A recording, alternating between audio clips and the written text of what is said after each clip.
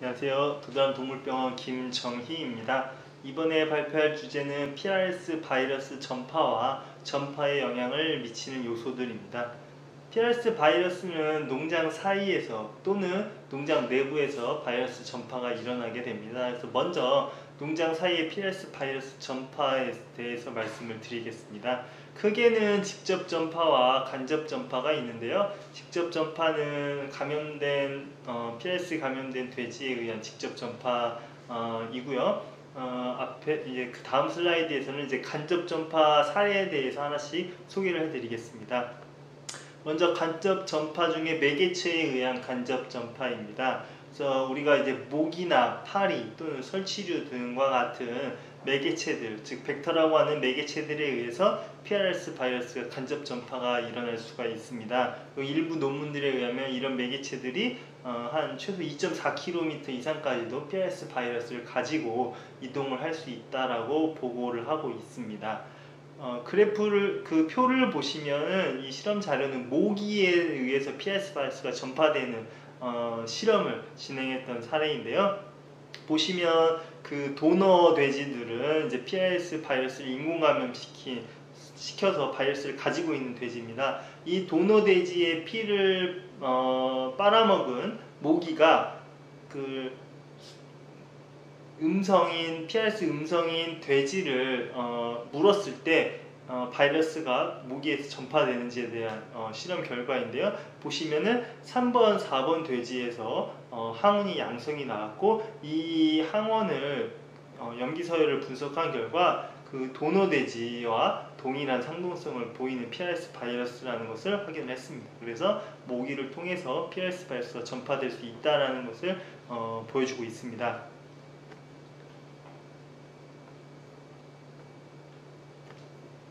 두 번째도 이제 매개체에 의한 간접 전파인데요. 이거는 이제 농장 사이가 아니라 이제 농장 내부에 대한 간접 전파 내용이긴 합니다. 그래서 보시면 그룹 1번 방에 PRS 바이러스를 돼지에게 인공 감염을 시키게 됩니다.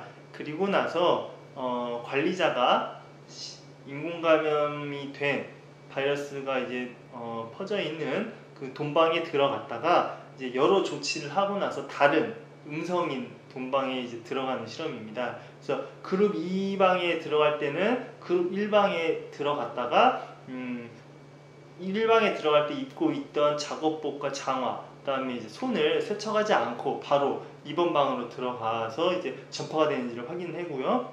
그다음에 그룹 3번 방의 경우는 그룹 1번 방에 들어갔다가 그 장화와 작업복을 세척을 하고 손을 씻은 이후에 이제 3번 방에 들어가서 전파를 시키는지에 대한 실험을 진행했습니다. 그리고 그룹 4와 5 같은 경우는 작업복과 장화, 그 다음에 손 세척뿐만 아니라 샤워까지 하고 나서 이제 4번 방과 5번 방에 이제 들어가는 실험을 진행을 했는데, 4번 방은 더 나아가서 샤워 이후에 12시간 정도 이제 계류를 하고 나서 이제 들어간 케이스입니다. 그래서 결론만 말씀을 드리면, 그 PRS 바이러스에 감염된 1번 방에 작업자가 들어갔다가 여러 조치를 하고 나서 각각의 방에 이제 들어가서 PRS 바이러스가 전파되는지를 확인한 실험인데, 결과적으로 그 오염된 작업복과 장화, 그다음에 손을 씻지 않고 2번 방으로 들어갔을 그때에만 PRS 바이러스가 전파가 된 것을 확인을 할 수가 있습니다. 그래서 우리가 PRS 바이러스가 이제 불안정한 농장에서 관리자에 의해서 관리자의 작업복과 뭐 장화, 그다음에 뭐 손 이런 데 바이러스를 묻혀서 PRS 바이러스가 감염되지 않은 다른 동군, 돈방에 충분히 옮길 수 있는 것을 볼 수가 있습니다. 또 다른 그 매개체에 의한 간접 전파인데요. 이 사례는 그 쉽게 말하면 추라차에 의한 전파를 설명을 하는 것으로 이해하시면 되겠습니다. 그래서 그 돼지 운송 차량에 돼지를 넣고 그다음에 인공 감염을 시켰습니다. PRS 인공 감염을 시킨 다음에 2시간가량 돼지를 머물게 하고 다시 이제 돼지를 제거한 상태에서 PRS 음성인 돼지를 그 돼지 운송 차량에 넣어봤습니다. 그랬을 때 트레일러에 있는 바이러스에 의해서 새로 입식한 음성돼지에서 감염이 일어나는 것을 확인한 실험입니다. 다음은 오염된 물질 접촉에 의한 전파인데요. 이 논문의 실험은 그 PRS 바이러스가 있는 오염된 돼지고기를 돼지가 직접 먹었을 때 바이러스 전파가 일어나는 것을 보여주고 있습니다. 그래서 돼지고기 안에 PRS 바이러스는 온도에 따라 좀 다르지만 일주일에서 뭐 최대 몇 달까지도 생존을 하게 됩니다. 이 실험의 결과에서 이제 4도씨 조건 상태에서 PRS 바이러스를 감염시킨 그 돼지고기를 직접 돼지가 경구적으로 먹었을 때 PRS 바이러스가 감염이 되는 것을 확인한 실험입니다. 다음은 이제 농장 내부에서 이제 공기 전파에 대한 실험입니다. 그래서 지금 보시면 왼쪽 그 A 그림에서 3개의 케이지가 있는데요. 가운데 케이지에 일부 돼지들을 PRS 인공 감염을 시킵니다. 그리고 그 가운데 케이지에 같이 사육한 감염시키지 않았던 돼지가 즉 직접 접촉되는 돼지들이 PRS 바이러스가 감염이 되는지, 그리고 오른쪽 케이지 그 밀접 접촉된 케이지도 감염이 일어나는지, 그리고 마지막으로 왼쪽 그 가운데 감염시킨 케이지와 그 알루미늄 장애물을 설치를 해서 밀접 접촉은 아니지만 간접 접촉을 통해서 바이러스가 감염이 되는지에 대한 실험 설계입니다. 그래서 결론만 말씀드리면 가운데 케이지를 직접 인공감염 시키고 그 인공감염 시키지 않은 그 같이 사육되는 돼지들, 직접 접촉 돼지는 5번 실험에서 5번 모두 감염이 확인이 됐고요. 그 다음에 오른쪽 케이지인 직접 접촉은 아니지만 밀접 접촉인 옆에 케이지의 경우도 5번 중에 3번 감염이 일어나는 것을 볼 수가 있었습니다. 마지막으로 그 가운데 케이지와 바로 옆 케이지인 알루미늄 장애물을 설치를 해서 간접 접촉보다는 좀 더 차단을 했지, 밀접 접촉보다는 좀 더 차단한 상황이었지만 역시 간접 접촉으로 또 PRS 바이러스가 5번 실험 중 2번 감염이 일어나는 것을 확인을 할 수가 있었습니다. 다음은 농장 내부가 아니라 농장 사이의 공기 전파에 대한 실험 결과입니다. 지금 보시면 빨간색 가운데 있는 요 빨간색의 농장에 PRS 바이러스를 인공감염을 시켰습니다. 그리고 나서 이 농장으로부터 8개 방향으로 거리가 떨어진 31개의 지점에서 샘플링을 하고 이 가운데 인공감염시킨 바이러스가 검출이 되는지를 확인한 실험입니다. 그래서 보시면 총 8개 방에서 31개의 샘플링 지점에서 했을 때 최대 9.1kg까지도 동일한 바이러스가 검출되는 것을 확인을 했습니다. 이제 다음은 앞에서는 약간 뭐 농장 사이의 PRS 바이러스 전파 중에 이제 그 농장 내부도 약간 섞이긴 했는데요. 지금은 이제 농장 내부의 PRS 바이러스 전파에 대해서 말씀을 드리겠습니다. 처음에 말씀드린 것처럼 그 농장 사이도 그렇고 농장 내부의 PRS 전파도 직접 전파, 간접 전파 크게 2가지로 나눌 수가 있습니다. 그래서 앞에서 간접 전파에 대해서 설명을 드렸고 이 부분에서는 직접 전파에 대한 말씀을 드리겠습니다. 그래서 뭐 후보둥이나 웅동, 뭐 정의, 공기 전파를 통해서 PRS 바이러스가 농장에 들어오게 되면 번식동물이 임상 증상을 일으키고 그리고 그 이후에 이제 수직 감염이 되면 이제 태어나는 자손에게 그 출생자손에게 바이러스 혈증을 보이게 됩니다. 이 수직 감염이 된 자손들은 200일 이상까지도 PRS 항원을 양성을 보이고 또 3달까지도 다른 돼지들에게 그 전파를 시킬 수 있기 때문에 수직 감염된 자손들은 결국에 자손, 육성, 비육 구간 단계에서 계속 옆에 미감염 돼지들에게 전파를 시켜서 감염을 일으키게 됩니다. 그렇게 되면 대부분의 농장에 있는 돼지들이 감염이 일어나게 되고요. 그리고 이제 항체가 형성이 되고 추가 감염이 없고 시간이 지나면 이제 감염이 종식이 되는 상황이 발생을 하게 됩니다. 그런데 다른 주제에서도 그 말씀을 드렸었는데 이렇게 바이러스가 양성으로 전환된 감염이 되고 있는 농장에서 만약에 육성 비육관에서 후보돈을 자체 선발하게 되면 이 후보돈을 모돈으로 쓰면 다시 또 번식동물군에 바이러스를 계속 끊임없이 전파시키는 역할을 하게 됩니다.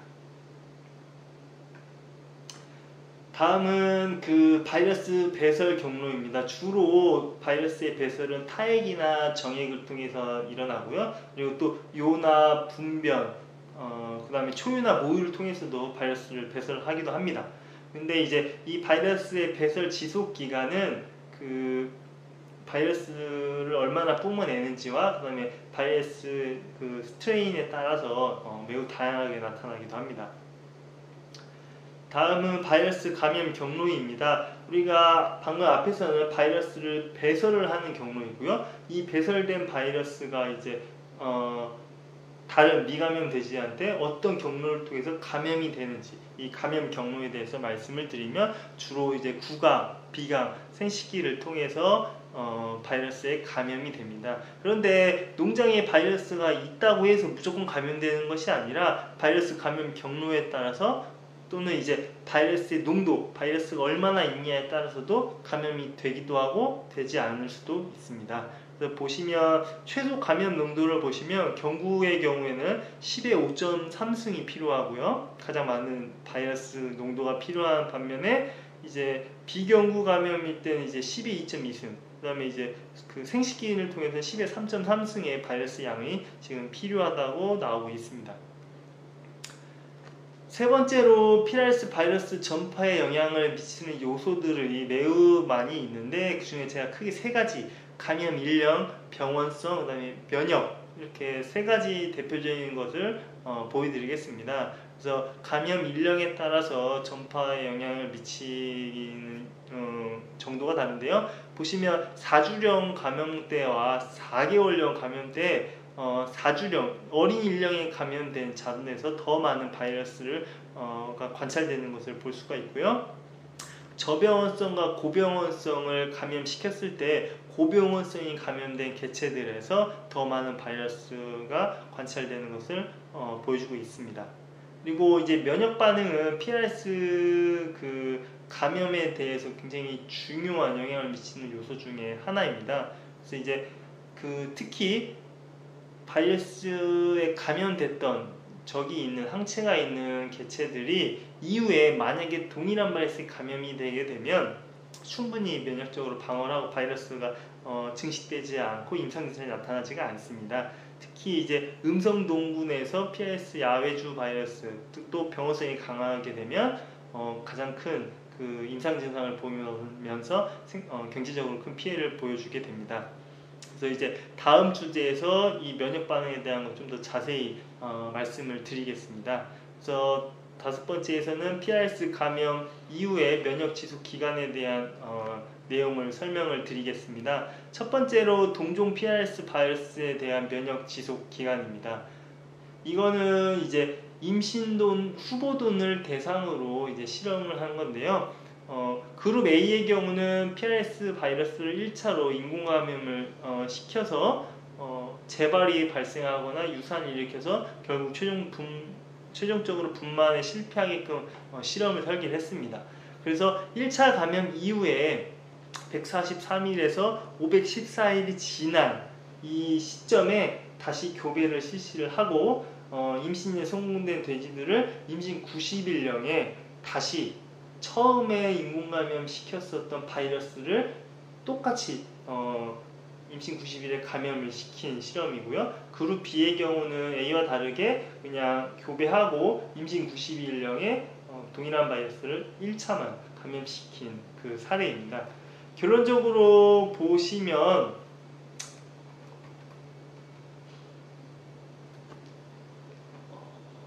과거에 오래전에 그 PRS 바이러스에 감염이 됐었고 시간이 최대 604일이 지난 시점에서 다시 임신 90일에 이 바이러스를 감염시켰던 A그룹의 경우는 모돈에서도 감염이 나타나지 않았고 당연히 태반 감염도 없고 태아 사망도 없을 뿐더러 면역 반응, 항체 반응도 나타나지 않았습니다. 즉 다시 설명드리면 604일 지났음에도 불구하고 똑같은 바이러스에 대해서는 완벽하게 방어를 했다라고 이렇게 해석을 할 수가 있고요. 그 다음에 그룹 B의 경우는 당연히 임신 90일 처음 PRS 야외 바이러스에 감염됐기 때문에 100% 모든 감염이 일어나고 그에 따라서 태반 감염과 태아 사망까지도 발생을 한 결과를 보여주고 있습니다. 또 다른 동종 PRS 바이러스에 대한 면역 지속 기간에 대한 그 실험 결과인데요. 보시면 4주령의 PRS 음성인 돼지를 대상으로 PRS 인공 감염을 시키고 그 다음에 11주가 지난 15주령에 다시 똑같은 4주령에 감염시켰던 PRS 바이러스를 2차 감염을 시킨 사례입니다. 그룹 B는 15주령에 1차만 인공 감염을 시켰습니다. 그랬을 때 11주가 지난 시점에서 다시 똑같은 바이러스를 감염시킨 그룹 A의 경우는 2차 감염한 이후에 체온의 변화라든지 백혈구수의 변화가 전혀 없는 그냥 안정적인 상태를 보여주고 있었습니다. 그리고 그 IFA라는 항체 검사에서도 2차 감염했을 때는 전혀 반응이 없었고 일부 중화항체는 상승하는 결과를 보여줬습니다.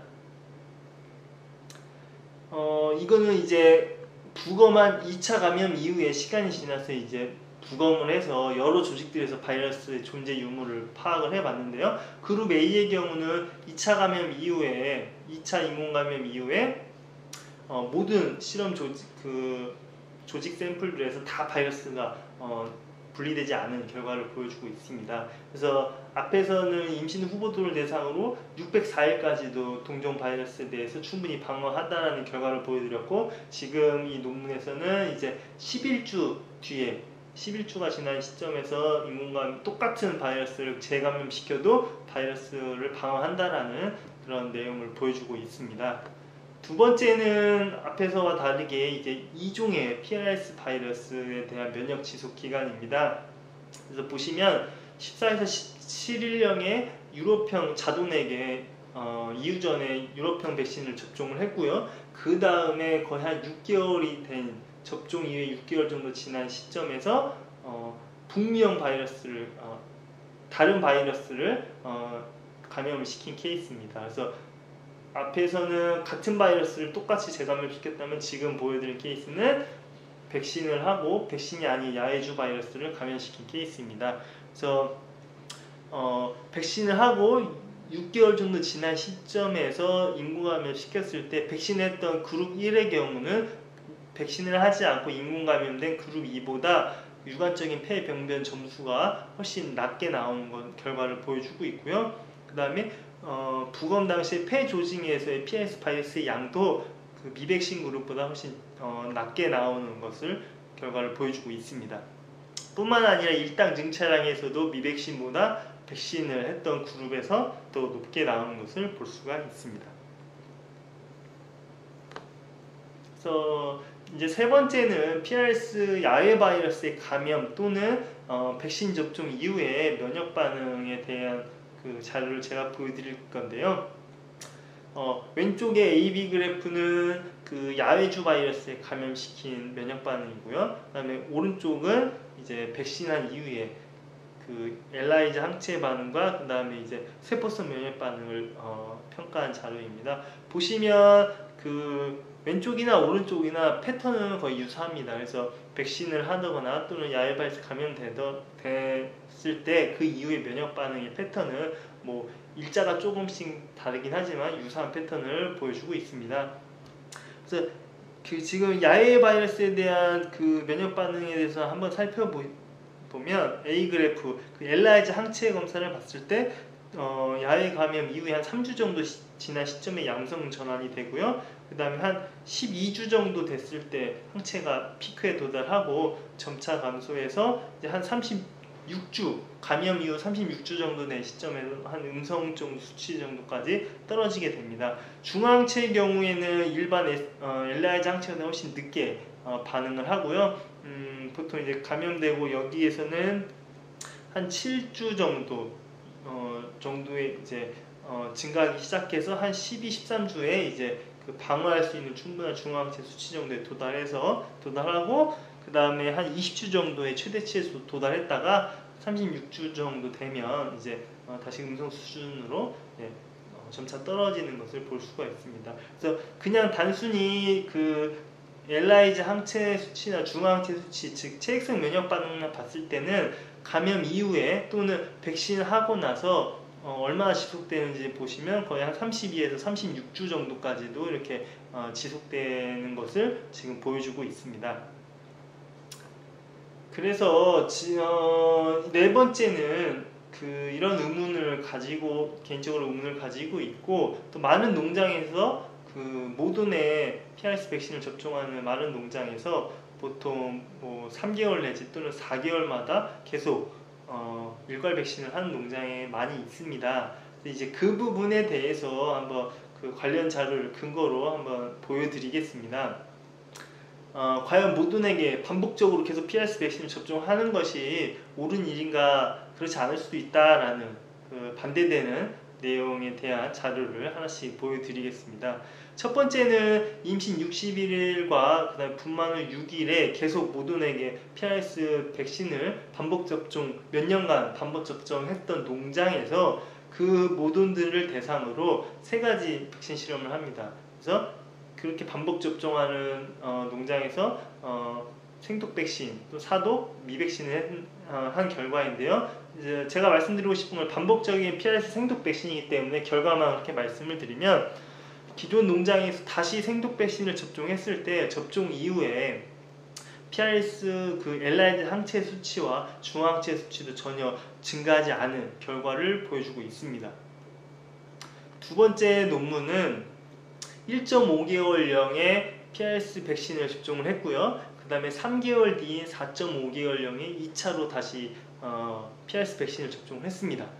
그리고 2차 백신 2개월 뒤인 총 6.5개월령에 1차, 2차 백신주와 상동성이 99% 이상 일치하는 바이러스를 인공감염을 시킨 케이스입니다. 다시 쉽게 해석하면 1.5개월, 4.5개월, 6.5개월 연속으로 같은 백신을 연달아 3번 백신을 접종한 케이스라고 보시면 되는데요. 보시면 여기서도 마찬가지로 엘라이즈 항체 반응이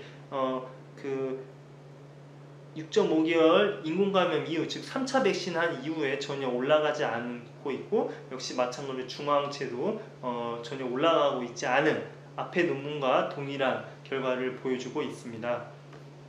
세 번째는 실험실적으로 엘라이즈 반응이 나타나지 않을 수 있다라는 것을 보여드린 건데요. 모든 300두 농장 3곳에서 대상으로 4가지 엘라이자 키트를 사용해서 백신 전후에 엘라이자 변화가 어떤지를 살펴봤습니다. 이 3농장은 모두 1년에 3회, 4개월 간격으로 3회 일괄 백신을 계속 접종하는 농장입니다. 그래서 보시면 4가지 엘라이자 키트 중에서 특히 주황색 키트의 경우는 백신 전 또는 백신 이후에 항체가 음성인 개체들이 굉장히 다수가 존재한 결과를 보여줬고요. 또 주황색 키트뿐만이 아니라 4개 키트 모두에서 5마리의 모던의 경우는 모두 이제 백신 전후 음성의 항체를 유지를 했습니다. 엘라이자뿐만 아니라 다른 면역학적 검사들을 실시했을 때도 이 5마리의 경우는 모두 항체를 음성을 유지했었습니다. 다음은 네 번째 실제 제가 실험했던 사례입니다. 그래서 모던 650두 농장에서 1년에 한 번 일괄 백신을 적용했을 때 백신 전후에 항체와 그 다음에 항원 상태를 한번 평가를 했었습니다. 그래서 이 농장의 경우는 2016년 9월에 모던의 일괄 백신을 했고요. 그 다음에 2017년 9월 18일에 다시 1년이 지난 시점에서 모던을 일괄 백신을 했습니다. 그래서 1년이 지난 시점에서 일괄 백신을 하기 직전에 제가 모던을 산차별로 3마리씩 15마리를 체열을 했고요. 그리고 백신을 하고 백신을 한 이후 3주 정도 지난 시점에 다시 동일한 모던을 15마리를 체열을 해서 1년이 지난 시점에서 항체가 얼마나 양성으로 잘 유지가 되고 있는지, 그리고 1년 이후에 백신을 했을 때 3주 지난 시점에서 항체가 잘 올라가는지를 평가를 했고요. 또 항원 검사도 모두 진행을 했습니다.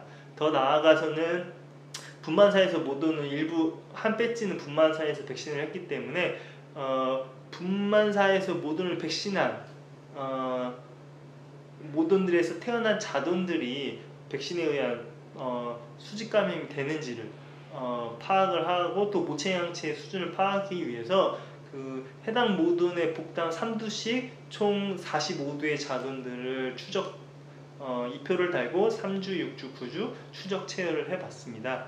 이렇게 복당 3마리씩 2표를 부착을 하고 숫자를 적고 이제 추적 체열을 했었습니다.